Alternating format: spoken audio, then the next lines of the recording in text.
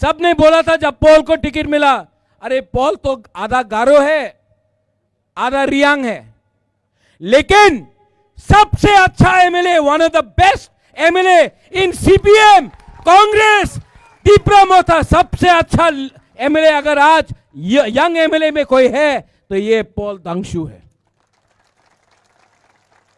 ठीक हो सका? आज मेघालय का एमएलए हमको फोन करके बोलता है कि ये करमछरा का एमएलए कौन है। आज आसाम का नेता फोन करके बोलता है ये कौन है। हम बोलता है ये ना गारो है ना रियांग है, ये पहले तीपरा सा है।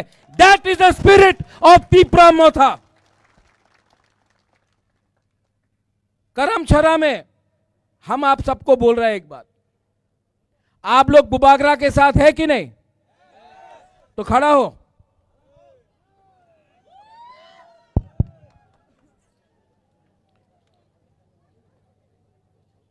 आपका राजा, आपका rank, let me tell you one thing, मैं अपने तिपरासा को, महाराजा वीर विक्रम का नाती हूं मैं अपना तिपरासा को धोखा नहीं दे सकता और मैं फाइट कर रहा हूं, लेकिन मेरा फाइट पार्टी का नहीं है, मेरा फाइट पोस्ट का नहीं है। मेरा झगड़ा, मेरा डिमांड अपना गरीब तिपरासा का जिंदगी को ठीक करने के लिए है।